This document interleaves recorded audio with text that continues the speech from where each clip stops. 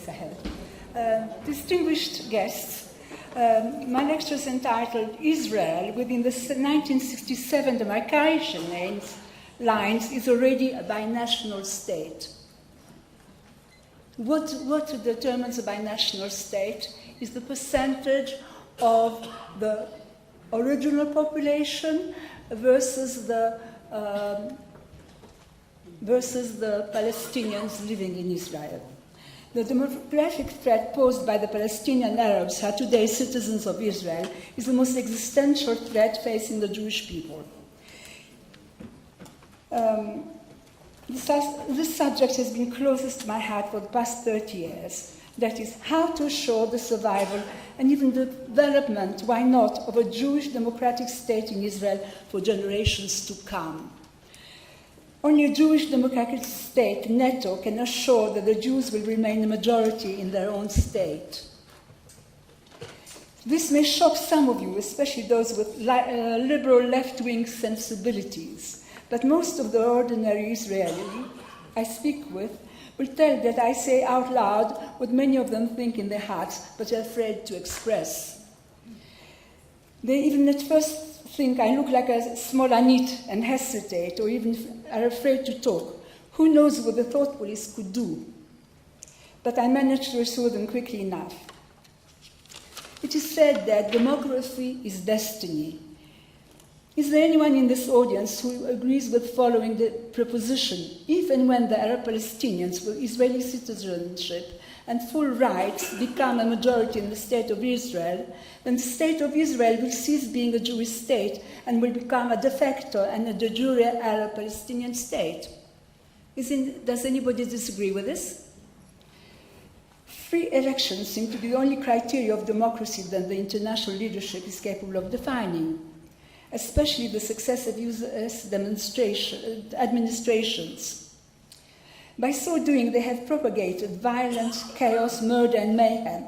They have brought to power the jihadists and Al-Qaeda's, Muslim Brotherhoods, and various other Arab hoods to power in most of the Islamo-Nazi Arab world. In Afghanistan, in Iraq, in Pakistan, Egypt, the leaders of the so-called free world must have forgotten that Hitler was elected by the Nazi majority in Germany. And in Israel, allow me to bring to your attention an incident that occurred only last week. Ahmed Tibi, an Arab Knesset member who was an advisor to Yasser Arafat and continues in this capacity to all of Israel's enemies, spoke from the podium of the Knesset Assembly and said, "You, the Jews, do not belong here, and you will not be here for long."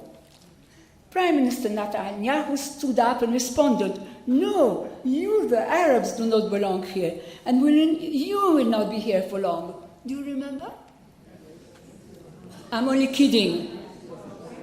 PM Netanyahu said no such thing. He said, "Your first statement is incorrect, and your second will never happen." And then he skidded out of the assembly hall like some virgin in a Victorian novel, overwhelmed by her audacity, affirming herself. We have a very, very brave Prime Minister. If this is the extent of a right-wing PM's courage, I'm not sure who will prove to have been right. And this is not in a very distant future. Ahmed Tibi or the so brave Jewish Prime Minister. Another incident. You may have noticed that the title of the conference here bears a question mark. Is this a possible alternative? I mean, the two states for two peoples on two banks of the Jordan River. Some of us wanted to invite Yossi Beilin to give us his views so the conference might appear more balanced. And perhaps some media might be good enough to report on us by quoting what Beilin had to say. Better something than nothing. We simply do not dare to state that this is the only possible alternative without a question mark. In case, Yossi Beilin and Paris might agree that this is not democratic, that only they have a right to free speech, that our very good friends Obama and Kerry and the Europeans who have our back, God help us, might disapprove. After all, who in this audience thinks that the other alternatives, like the two-state solution, which means yet one more Judean Arab Palestinian state in all of Judea, Samaria, and Gaza, and which means forcing withdraw to the 1947 or 67 indefensible Auschwitz demarcation lines and transferring out 500,000 Jews, is a viable solution. Is anyone here? Who in this audience thinks that a one-state solution for all its citizens, in which the Arabs would already outnumber the Jews, is a viable solution? By the way, the statistics here were wrong. Israel has the Jews are now 73% of the total population in Israel. And in Judea, Samaria, and Gaza, there are now 4 million, plus 1.8 million in Israel. That's 5.8 million Arabs on the West Bank of the River Jordan, and 5.7 million Jews. So who in this audience thinks the status quo, that is doing nothing, is a viable solution? Some do. Until when the next intifada, when the Palestinians in Judea and Samaria will get all the aid and comfort and concrete assistance from the Arab Palestinian brethren who are citizens of the State of Israel.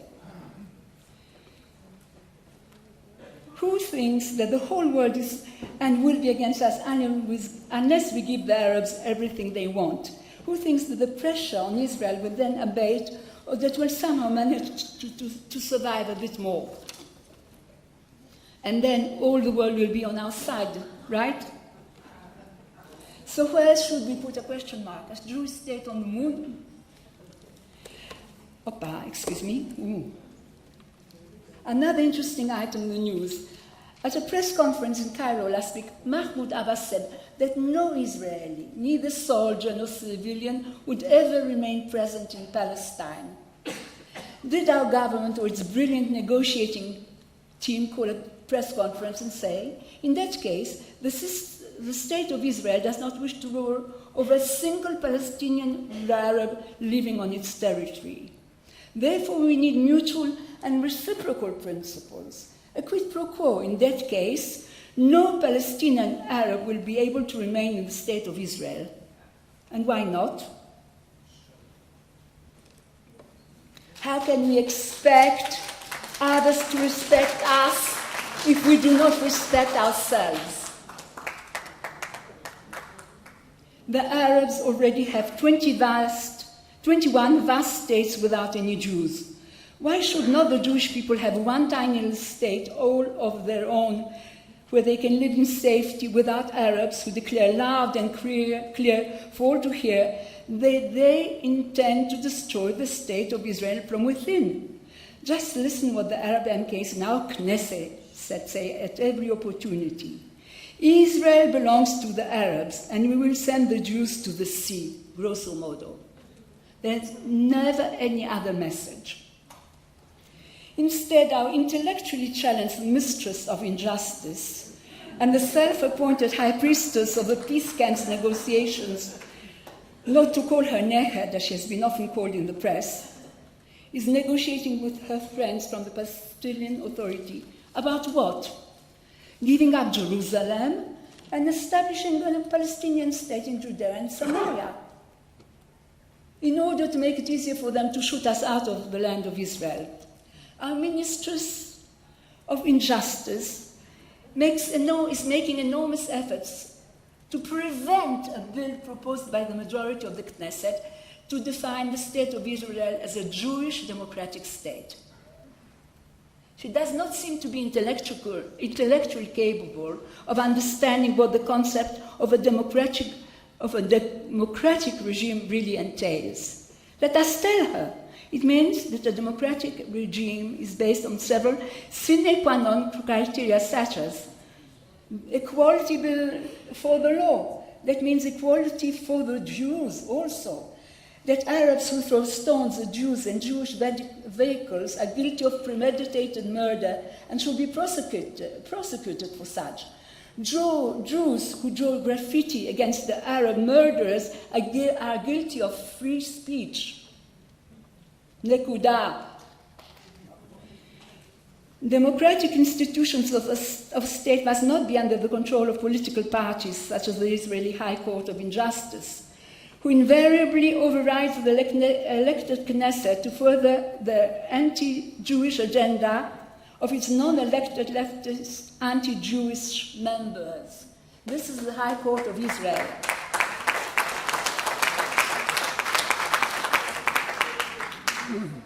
A free market economy must not be under the control of political parties nor oligarchies and various monopolies that the clients of political parties, such as the traditional Labour Party. Free and honest media, not such as are beholden to the lunatic left, who give aid and comfort to the enemy and demonize their own state. How many of the journalists active in the Israeli media today vote for the leftist parties such as Meretz, and how many vote for the right? And most of them are paid by the state. The Haaretz newspaper is the most anti-Israeli, anti-Semitic newspaper in the world, and the very source of the international anti-Semitic press, according to most of the foreign journalists. When are they going to be sued and closed down as one of the most virulent enemies of the people? Our high priestess should know that the preservation of the cultural civilization and historic character of the Jewish state is one of the prerogatives of the government. It is not the sine qua non condition of a democratic regime to facilitate the population swamping and take over the land by those who are our sworn enemies in the name of liberal, egalitarian, pluralistic concerns, and whose main concern is the national aspiration of an enemy minority living in our midst. Maybe you do not know, but for example, say that the political split in Israel today is such that 50% of the electorate vote for the right wing and 50% for the left wing. In actual fact, the right wins consistently some 60% of the Jewish vote. The 50% on the right represent Jewish voters only. However, of the 50% on the left, some 15% represent the Arab electorate, who is potentially 23%. Thus, since the Great Mahpak in 1977, when Begin won the elections, the Israeli left understood that in order for it to win an election, or rather get back to the kitty, it must woo the Arab vote. So the Mapai, with Peres always at its head, one way or another, orchestrated the great peace camp chorus, consisting of the oligarchs, the Histadrut, the crazy left, the media, and the arts, all the clients of the former Mapai, and they started wooing the Arab vote. Before every election, the Labour Party at first recognized the PLO as the only legitimate, yes, you heard right, legitimate representative of the Palestinian Arabs. Before the following elections, it recognized a Palestinian state in Judea and Samaria. It consistently paid the Arab Hamulite heads to vote for the left-wing parties.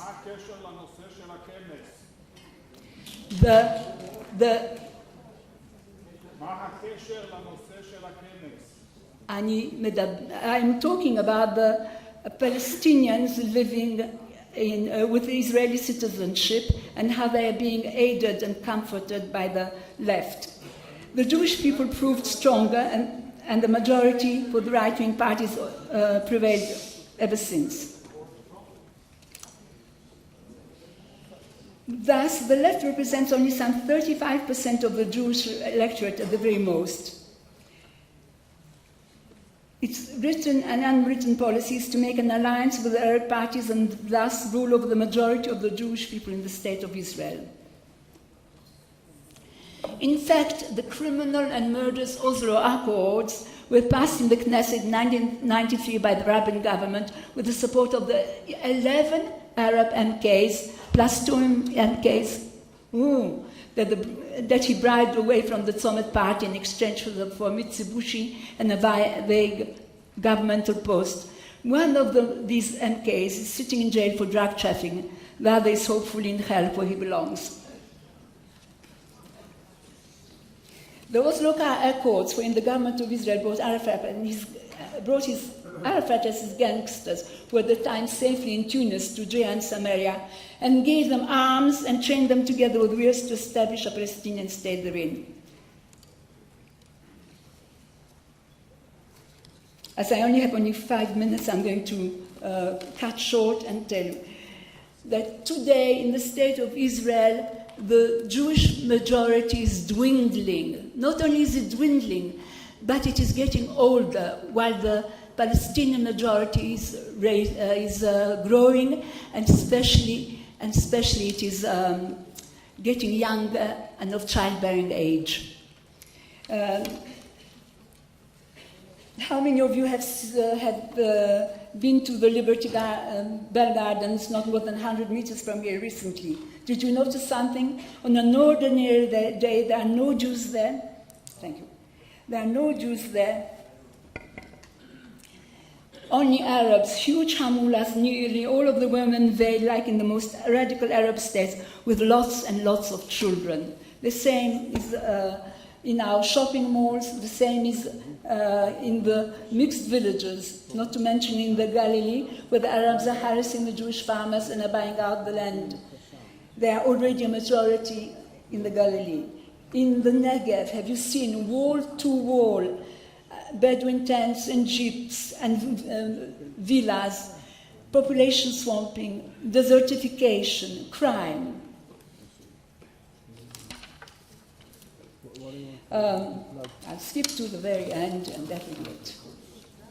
Anyway, the school-age population of the Arab population today is almost on par with the Jewish population. The working age population between 20 and 55, that is the fighting population, the Arabs already a majority. The only age group where the Jews are a majority is between the ages of 55 and 90. The official projections for 2015 and 2030 is that this trend will increase exponentially as the median age of the Jewish population will rise, and that of the Arabs childbearing age will continue to increase. Do you expect anybody to make Aliyah after hearing your speech? We count on them. The Arabs have now 20 vast states without any Jews. Close to 1 million Jews living in Arab lands for centuries before the Muslim conquest was transferred out, losing all the vast properties. Most of them were integrated in the state of Israel and the state of the Jewish people. This was but one part of a population exchange. The second part, the reunification of the Palestinian Arabs in their existing state in Jordan, needs to be implemented without delay.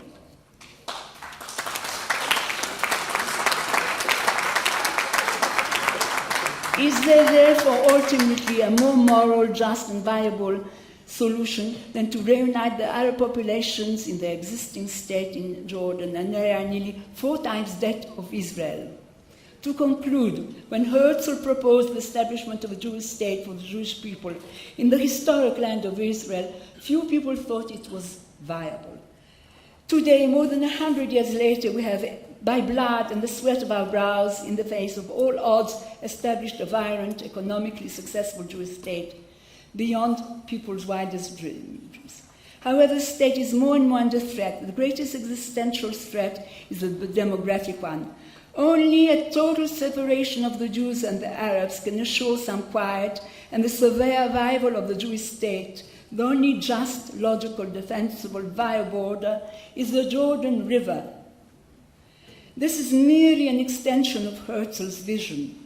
If you will it, it'll become a reality. And if not now, when? Remember, demography is destiny. In conclusion, the failure of successive Israeli governments to determine clear and positions and to publicize them means that these positions are constantly determined by Israel's enemies, and most of all by the Obama administration.